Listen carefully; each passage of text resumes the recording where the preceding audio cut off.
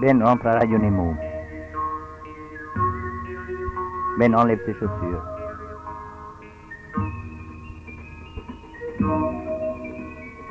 Ben enlève son pull-over.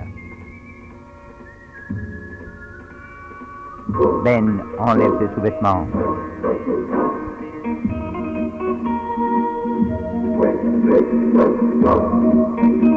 Ben est bientôt tout nu devant les micros.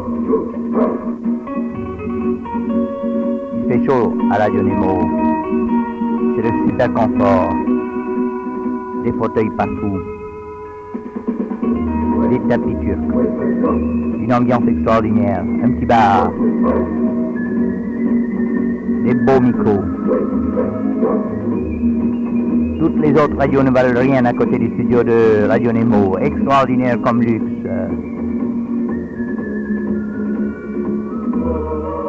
Ben est prêt pour attaquer. Dans les super grands studios de Radio Nemo.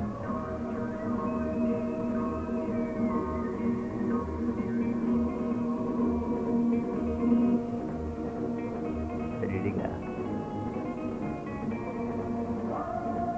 Dans sa petite cage de verre, sur ses beaux fauteuils, sur ses grands tapis, avec ses beaux micros. Voici venu le moment de la culture. Voici venu le moment de la vérité. Voici venu le grand moment.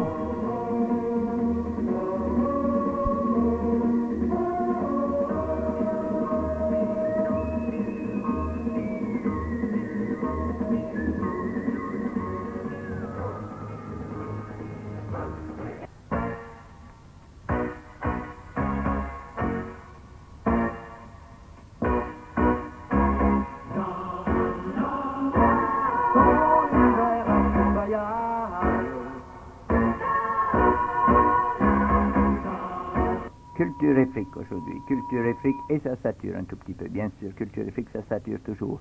Savez-vous que les musées de Nice ont acheté un Bonnard pour 20 millions, ils ont fait une bonne affaire. Vous savez où ils l'ont acheté? Ils l'ont acheté à la douane. S'ils n'ont jamais acheté Bonnard, parce que c'est des bonnes affaires. Elle a raison, on va avoir un Bonnard à l'œil.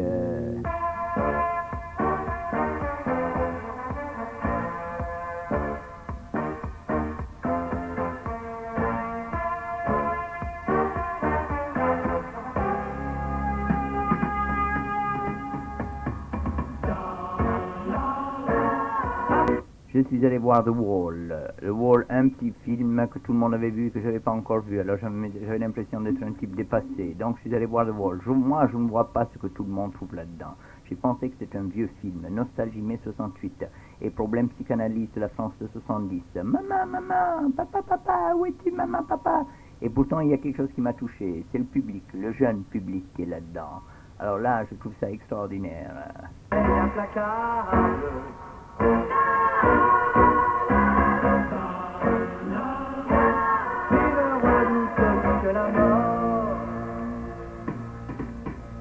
Guerre des musées. Actuellement, il y a les guerres des musées en France. D'un côté, nous avons Saint-Étienne. Saint-Étienne passe pour un musée où il y a une épine dorsale, où il y a quelqu'un qui pense, qui fait un grand boulot. Mais quand on y va, il y a 20 personnes au vernissage. C'est tout, c'est le vide. Mais les catalogues, tout le monde les reçoit, ou les gens intelligents les reçoivent.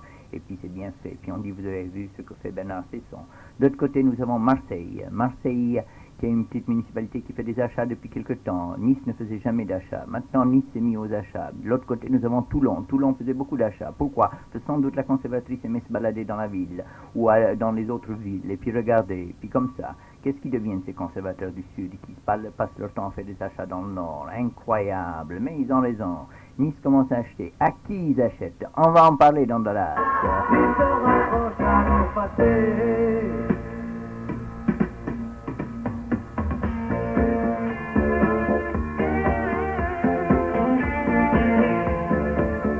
Tourcoing. J'ai reçu un prospectus de Tourcoing. Automne culturel à Tourcoing, ça s'appelle. Rien de bon, trop sérieux. Même dans son thé contemporain. Pas de nouveau. Ils n'aiment pas le nouveau à Tourcoing. Ou ils n'ont pas l'air d'aimer le nouveau dans leur courrier. Salut les gars.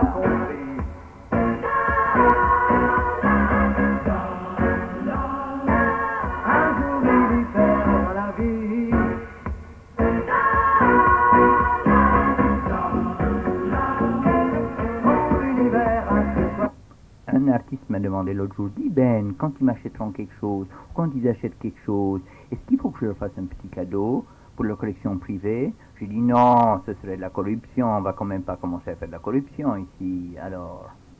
Malheureux celui qui n'a pas compris.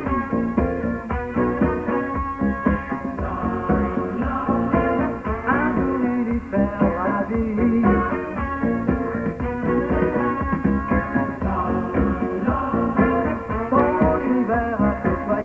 Salut les gars, j'ai téléphoné pour essayer de savoir à combien on achète les pièces, à quel prix on les achète, à quel prix on les achète pas. On m'a dit, tiens, la ville de Nice achète aux jeunes artistes qu'elle expose à 4000 francs le tableau. Mais de temps en temps, elle leur demande un petit cadeau. Alors le cadeau, c'est un cadeau de 4000 francs aussi. Donc ce qui fait que, mais 4000 francs, c'est pas le prix de vente du tableau. 4000 francs, c'est le prix d'achat. Donc le prix de vente du tableau, c'est de 8000 francs. Plus le cadeau, qui est aussi calculé à 8000 francs, ça fait 16 000 francs. 1,6 million, 1,6 million, et puis il paye 4000 francs pour le tableau. Mais ça, je ne sais pas si c'est vrai ou si c'est pas vrai. Parce que j'ai demandé à Marc Sanchez m'a dit non, le cadeau n'est pas du tout obligatoire chez nous.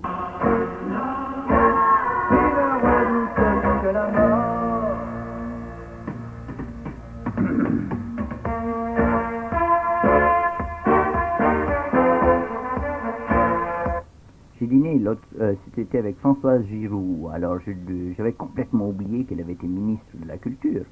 Alors je lui ai même lu mon texte. Je vois que la politique culturelle globale de Mitterrand est plus positive en profondeur que celle de Pompidou, qui se ramenait souvent à une collection d'œuvres. Oui, c'est vrai. Hein. Qu'est-ce qu'il a fait Pompidou? Il a fait acheter. Il avait une chambre chez lui avec des photos, avec des tableaux au mur, et il a voulu faire le même pour la France. Il a fait Beaubourg. C'est pas mal Beaubourg pour la France, mais quand même ça prend beaucoup de fric là-dedans. Mais c'est pas mal, c'est pas mal. Et Giscard d'Estaing, lui, alors inexistante et chauviniste sa politique. Hein. Tandis que Jacques Lang, il essaye d'avoir une politique culturelle. C'est celle de Mexico, le grand Mexico de Jacques Lang.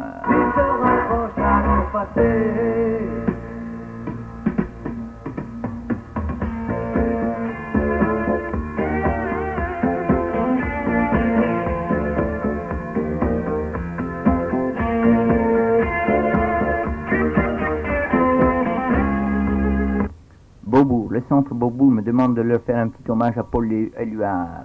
Et je leur écris, arrêtez de vous faire des illusions. Éluard était un démagogue siripeux, dont les rapports avec les peintres étaient régis par les rapports de force et sans aucun amour. Alors, en fin de compte, Éluard écrit des grands poèmes d'amour, mais c'était pas un type qui aimait grand-chose, d'après moi. Vous savez, moi je crois pas beaucoup à l'amour.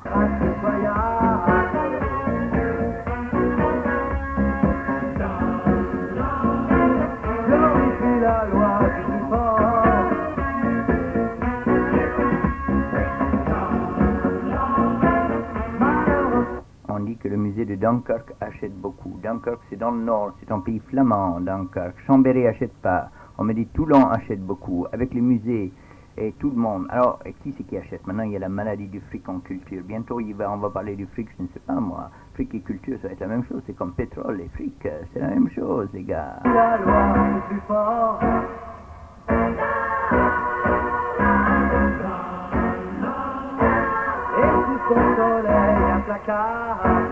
Allez, ne soyons pas démagogues. Il y a actuellement un vent anti-riche qui souffle. Même sans fric, je ne suis pas pauvre. Je trouve tout à fait normal, par exemple, qu'un artiste qui a travaillé longtemps, comme Armand, César, Tinguely, vend 10 fois plus cher que Tupini ou Castellas, ou moi. Parce que tous les petits artistes comme ça, nous, on râle, on trouve, tiens, on devrait nous acheter les mêmes prix que eux. C'est faux. Et je trouve tout à fait normal que les musées les achètent. Car si un musée veut avoir les pièces importantes, il ne faut pas qu'il achète des rossignols. Les rossignols, c'est nous, il faut acheter les grands. Je trouve ceci est important. Politique des achats, c'est une politique réaliste.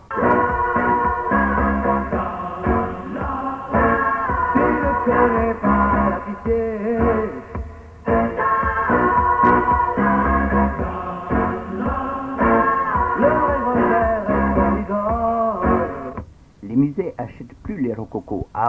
Le siècle dernier, on faisait qu'acheter, vous savez, ou les amis du conseiller municipal, ou qui peignent des fleurs, ou les amis de celui-ci, ou les amis de cela. Maintenant, il n'y a plus possible ça. Il y a maintenant des directeurs de musées qui achètent uniquement à leurs amis à eux. Les amis des conseillers municipaux n'achètent plus. Tous les musées, Chambéry, Toulon, Nice, Saint-Étienne, achètent de l'art actuel, d'avant-garde.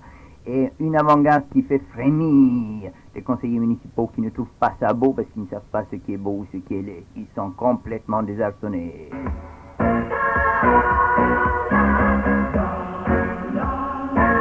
Un jour l'hiver à la vie.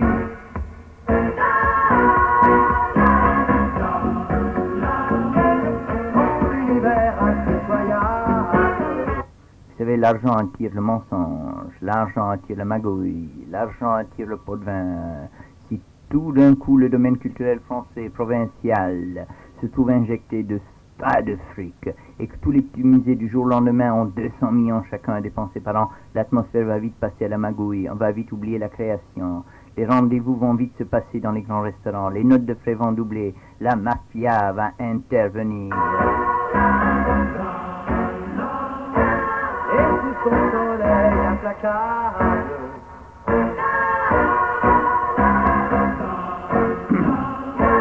Vivre redoute que la mort.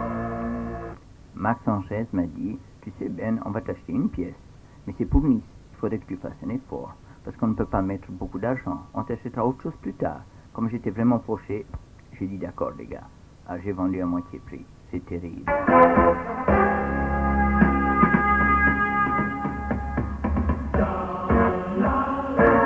Passer du dollar, du pétrole.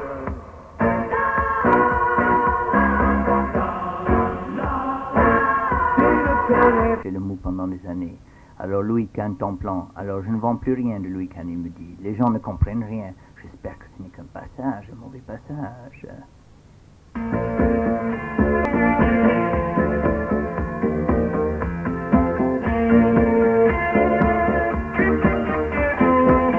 Ben, tu sais, tu es un minable, un aigri.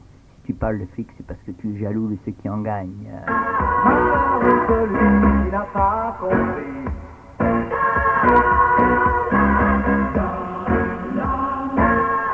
jour l'hiver à la vie. La preuve que c'est le fric, le nouveau et le pouvoir qui compte, c'est que le tableau acheté récemment le plus cher dans la série des acquisitions, c'est encore l'Armand. Et l'Armand, vous savez, il n'est pas dans les belles grâces de Jacques Médecin. Et quand même, il faut l'acheter. Pourquoi? Parce que c'est lui le nouveau. Alors, on a beau essayer de passer à côté, on ne peut pas s'empêcher de passer par la qualité et le beau.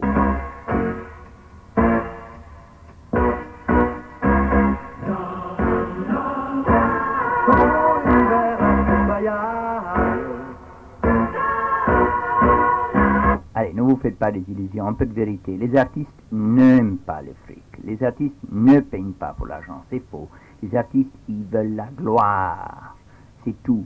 Et l'argent, ça leur sert de niveau pour savoir si oui ou non ils ont la gloire. Parce que si par exemple on te dit tu rêves le plus grand Ben, mais qu'on t'achète pour rien et qu'on achète un autre, un tocard soi-disant, pour 10 fois plus cher, ça infirme cette histoire de gloire. Un artiste croit que vous croyez en lui si vous êtes capable de débourser pour lui, autant que pour un autre artiste.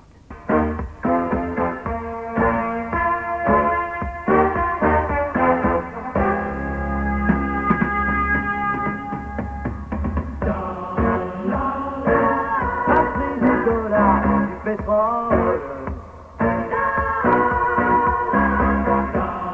Salut les gars, je viens de m'acheter un piano.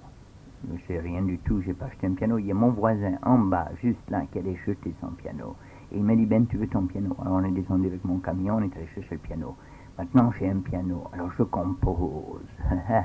Ce qui m'embête et ce qui me plaît, c'est que je compose, mais comme je connais pas les notes, j'arrive pas à garder cette fantastique composition. Alors je les oublie. Alors ça me rend triste, parce que je me dis que c'était génial hier, mais alors, comment pouvoir garder ça?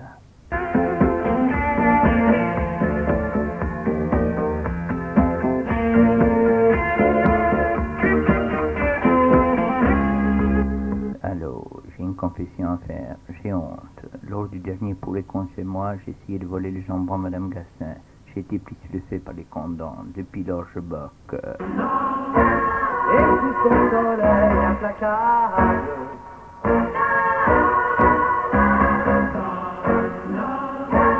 Il redoute que la mort.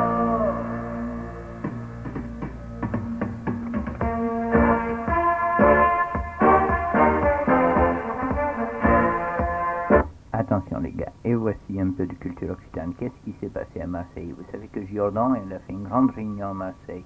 Il a fait venir tout le monde pour discuter des minorités culturelles. Alors il y avait un grand dossier qu'il allait présenter au festival. Mais il y avait un piège très dur à éviter, extrêmement dur à éviter. On a invité les Occitans, on leur a dit d'accord, votre identité culturelle elle existe. Mais il y a aussi des Juifs, mais il y a aussi les Arabes, mais il y a aussi les Arquis, mais il y a aussi les Gitans, mais il y a aussi les Arméniens. Alors on compte faire la même chose pour tous. Et alors eux, pour ne pas passer pour des racistes, ils ont dit oui. Ils ont oublié de dire qu'ils étaient sur leur propre territoire et que c'était à eux de discuter après et de donner des droits aux minorités. Et alors comme ça, pour ne pas passer pour des racistes, les Occitans ont dit oui, et ils se sont fait foutre dans le même bain que tous les autres quand c'était leur territoire à eux. Là, ça s'appelle être piégé.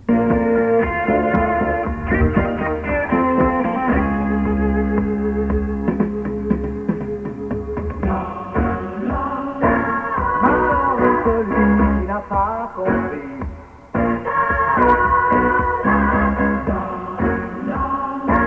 Un jour il y perd la vie.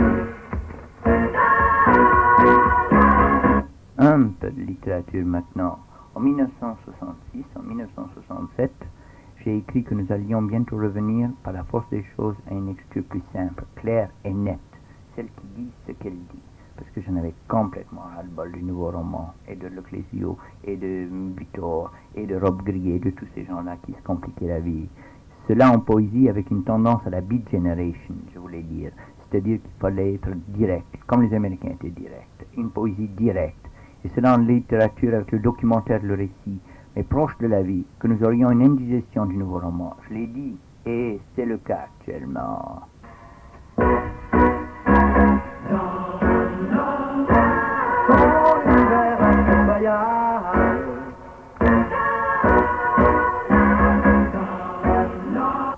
Je reviens de Chambéry où la municipalité de gauche fait de la culture. Elle en fait beaucoup dans un très grand exposition de sculptures et tout ça. Mais moi j'ai jamais vu un gaspillage de fric comme celui-là. Vraiment un gros gaspillage de fric. Si on avait fait la même chose dans une municipalité de droite, vraiment on l'aurait entendu crier. Il y avait une soirée où, comme tenez-vous bien, il y avait des tonnes et des tonnes de pain par terre et les gens devaient marcher sur le pain. C'était soi-disant des œuvres d'art. Oui, c'était de l'art peut-être. Moi je suis d'accord que c'est de l'art. Il ne faut pas dire soi-disant de l'art. Mais quand même c'était dur à avaler tout ce pain par terre.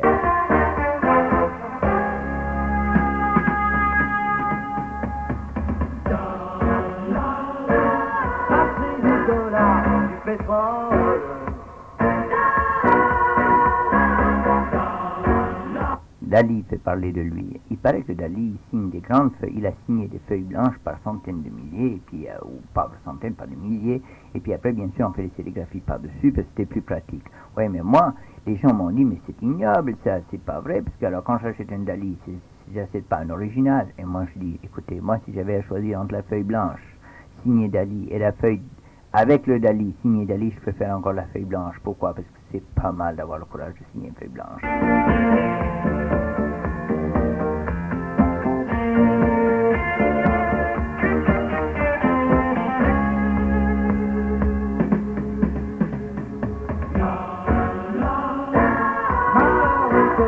L'Express de septembre annonce que Marie-Claude Beau, directrice du musée de Toulon, a 200 millions pour ses achats par an, 200 millions d'anciens centimes. Moi je pose la question, combien à Nice, combien à Saint-Étienne? On veut la transparence.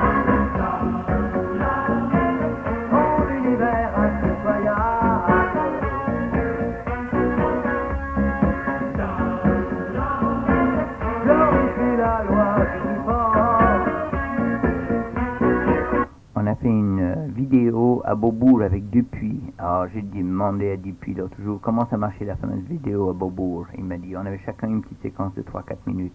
Alors il m'a dit, Sayag a raccourci la publicité vidéo faite pour Beaubourg. Il a coupé le filiou et peut-être le monoris. Il m'a dit, ils ont l'impression que s'ils ont payé, ils peuvent tout se permettre avec les artistes. C'est incroyablement horrible.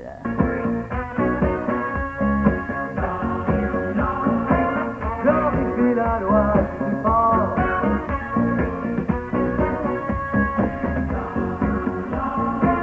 Malheur à celui qui l'a pas compris. Maury, connaissez Maury? C'est un nouvel artiste niçois. Je ne sais pas s'il est bon ou s'il est mauvais, mais il a exposé à l'IAT Regency, grâce à Ferrero. Il a vendu plusieurs pièces. Il m'a dit, c'est curieux, les autres vendent pas, moi je vends. Maury a exposé une statue de plâtre qui s'appelle Angélique. 2 clients, 2 personnalités, inspirées par Bacchus, qui avait beaucoup bu sans doute, ont essayé de la violer un soir. Ça s'est passé dans les téléscripteurs, c'est passé partout. Tout le monde sait l'histoire de Maury. Glorifie la loi du plus fort.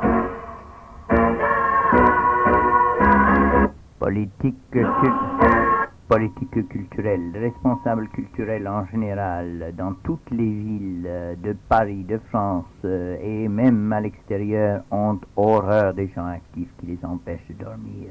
Que cela soit à Tours, à Nîmes, à Nice, à Paris, à Toulouse. Moi, je propose qu'on envoie des somnifères à tous les responsables culturels, ou alors, je ne sais pas quoi.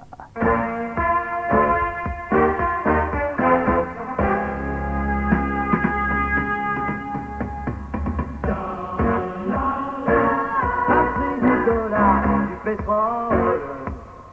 Je suis contre le projet de création d'un musée d'art moderne à Sofia Antipolis.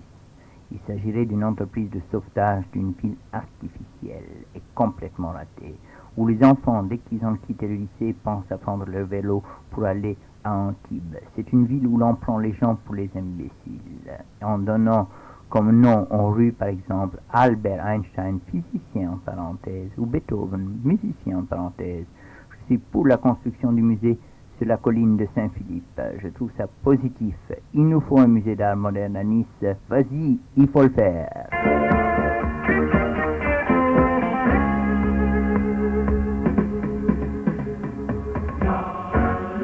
Malheur à celui qui n'a pas compris.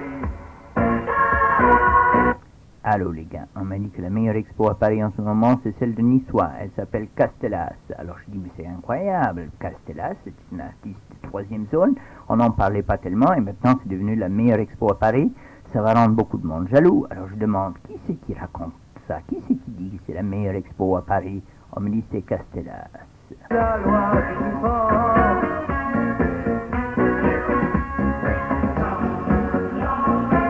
Malheur à celui qui n'a pas compris.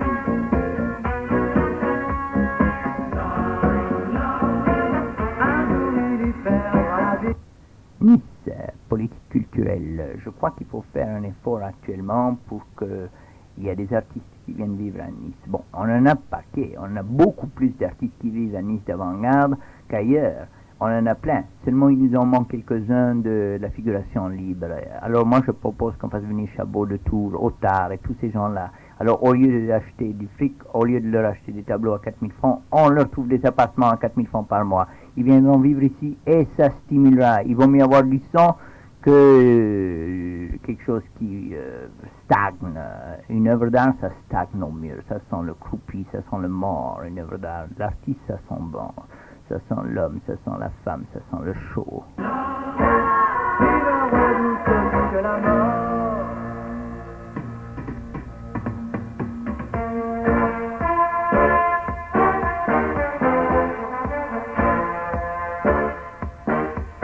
Savez-vous que Armand a écrit dans Nice Matin la phrase suivante: la Côte d'Azur n'est plus un mouroir pour vieux peintres perclus d'honneur, mais un vivier pour les jeunes artistes. Il s'y passe beaucoup de choses depuis 20 ans et cela continue. Le ferment créatif est entretenu. De nouveaux groupes de jeunes peintres émergent. Un homme joue un rôle prépondérant et c'est égard. Cet homme, c'est Ben, le professeur, l'informateur, l'animateur de l'école et des écoles de Nice. Il se rapproche à son passé.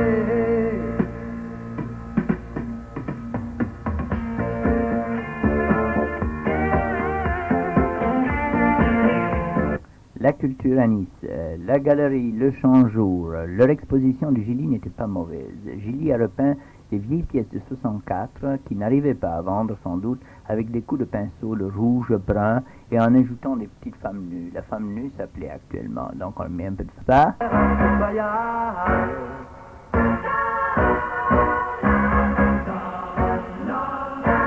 Glorifie la loi du plus fort.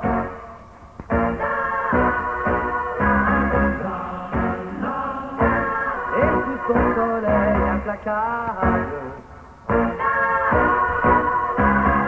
Voici un scoop, les gars, un vrai scoop. Et ça va vous prouver qu'il y a de la liberté ici à Radio Nemo. Je vais vous expliquer laquelle. C'est Monsieur Pierre Estany, un des plus grands critiques français, qui écrit à Ben, ce qui vous dépasse. Iris Claire n'a pas besoin de vous ni de hasard pour se défendre. Elle braille, et quand on réagit, elle pleure. En matière de provocation, elle sait à quoi s'en tenir. Vous aussi, Comben, vous provoquez, mais vous volez bas. Ce que vous avez en commun, c'est le courage moral, mais attention, il s'agit de s'entendre. Iris Claire est cocu de sa légende, une vraie légende. Vous n'êtes Comben que le cocu de la petite histoire, le fouille-mère de la grande. Au dernier festin des nouveaux réalistes, vous mendiez une place au bout de la table. Vous faisiez pitié, votre fausse arrogance est à l'exacte mesure de l'aumône que l'on vous fait. Voilà, vous voyez bien qu'on attaque Ben, même sur Radio Nemo.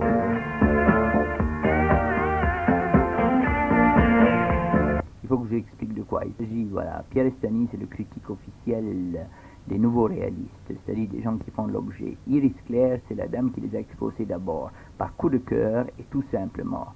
Et alors, elle les a fait tout à fait au début. Et actuellement, on est en train de lui enlever tout ce qui lui appartient, c'est-à-dire que c'était elle une grande découvreuse, qu'elle avait découvert un tas de choses, et maintenant on dit que c'est Pierre Estany qui a tout découvert. Et ça, c'est pas tout à fait exact, mais c'est Dallas. Mon univers impitoyable.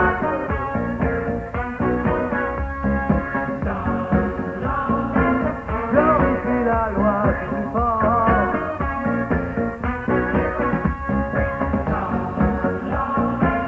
Malheureux celui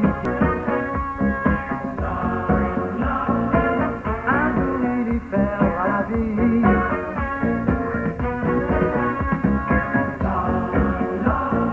Faut s'informer sur les expositions. Alors, il y a eu, j'ai reçu un truc marqué Calvi au Centre culturel Saint-Laurent-du-Var. Je me suis dit encore un illustre inconnu, il faut que j'aille voir. C'est un mélange esthétisant de braque, de cubisme et d'allemand, le pompier de notre époque, 1 sur 10. Mais le type, il a joué le jeu, il s'est abonné immédiatement à ma revue. Merci, Calvi.